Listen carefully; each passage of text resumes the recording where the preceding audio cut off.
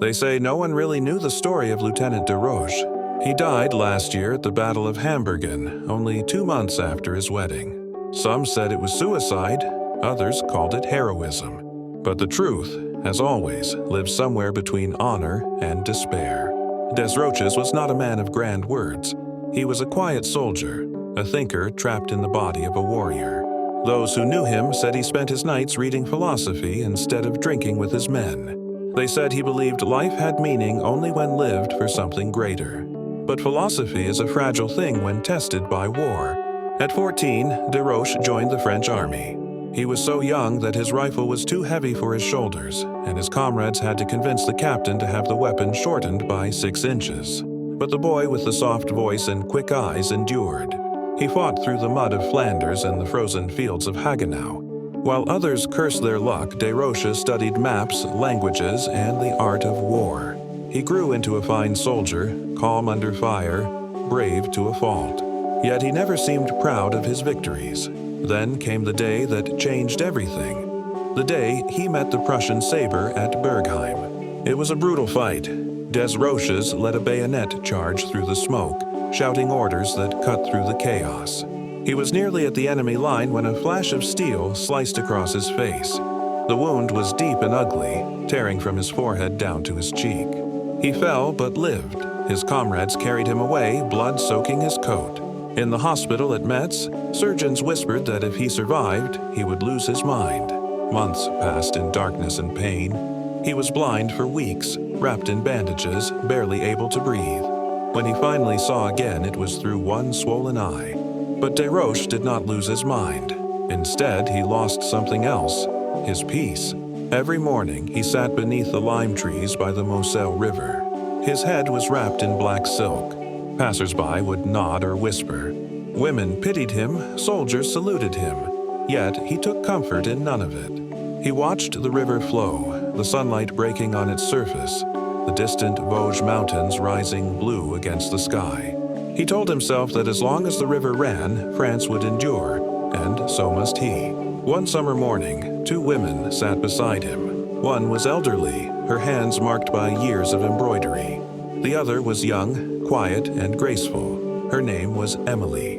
Desroches spoke little that day, but when he returned the next morning, they were there again, and the next. In their company, he felt a warmth that reminded him of life before the war. The young woman spoke softly of her work embroidering church cloths, of her late parents, and of her small home in Hagenau. Desroches listened. For weeks, their conversations stayed simple. Then, something began to change. Emilie started bringing him small gifts, a sprig of lavender, a ribbon, a book of psalms. She said they would help his recovery. He smiled, though she could not see it beneath the black bandages. One evening, he returned to his room and stood before the mirror. For the first time, he removed the bandages completely. The scar was there, pink and rough, stretching across his face, but it was not as monstrous as he had feared. He combed his hair to hide the gray that had appeared on one side, twisted his mustache to cover the scar, and dressed in his clean uniform. The next day, he walked to the park with steady steps. When Emilie and her aunt saw him sitting confidently on the bench, they turned away, not recognizing him. "Don't you know me?" he called, his voice trembling. They stopped, startled, then smiled with surprise. From that moment, everything changed. Weeks later, Desroches asked for Emilie's hand. The marriage was simple but filled with quiet joy. She brought him laughter. He brought her safety. But behind his calm eyes, a shadow remained. The old scar he could hide from others, but not from himself. Soon after, orders came. Desroches was to report to the frontier. Before leaving, he and Emilie traveled to Bitche to meet some of his old comrades. That evening, the officers gathered at a small inn near the fort. Wine flowed. The talk was loud and cheerful. But Desroches sat quietly, lost in thought. When asked why he looked so solemn, he told them a story. He said, "Gentlemen, I will never forget the night I killed my first man." The laughter stopped. "It was here at this fort," he continued. "Years ago, before I was promoted, I was working late one night when I heard noise in the gallery below. A door creaked. I called out, no answer. I ran down with my sword, and we found the Prussians had broken through the postern gate. Chaos followed. I came face to face with a Prussian sergeant. He was tall, decorated, and looked more like a teacher than a killer. I lunged, and my sword went straight into his chest. He paused. He didn't scream. He looked at me. Then he fell. The room was silent. The men didn't know what to say. Desroches added quietly, "I've fired 10,000 rounds in battle, but that was the only death I truly remember." His eyes have followed me ever since. Later that night, as the others stumbled to bed, Desroches stood at his window, looking toward the faint light in Emilie's room. He thought of that Prussian soldier's face. He thought of how many he had killed since. And he wondered if God still counted such deaths as bravery or murder. The next morning, he joined Emilie and her aunt on their journey to Haguenau. He seemed calm, almost peaceful, as if something had been settled in his mind. At Haguenau, Emilie's brother Wilhelm welcomed them warmly. He was pale and thin, a notary's clerk who claimed to be too ill for military service. Desroches, never one to pry, accepted it without question. The wedding was beautiful. Emilie glowed with happiness. But some guests noticed that Desroches, beneath his smile, looked distant, as though already halfway to another world. 2 months later, the Battle of Hamburgen began. The French forces were outnumbered. The fighting was brutal. Reports say Desroches fought like a man possessed, charging again and again through enemy lines. He shouted, "Vive l'Empereur!" as he fell, his saber still in his hand. 10 of his men later swore he died a hero, but some whispered he had gone into that battle not to win, but to die. When the news reached Emilie, she fainted. The army buried him with full honors.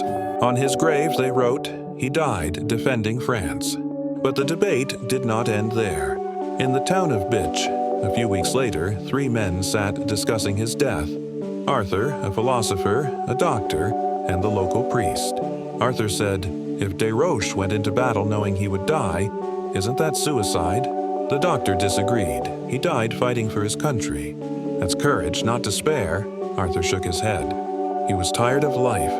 He used war as an excuse to die. Suicide or not, he took others with him. Killing in war is still killing. The doctor frowned. That's the logic of peace. On the battlefield, you don't have that choice. Then the priest spoke.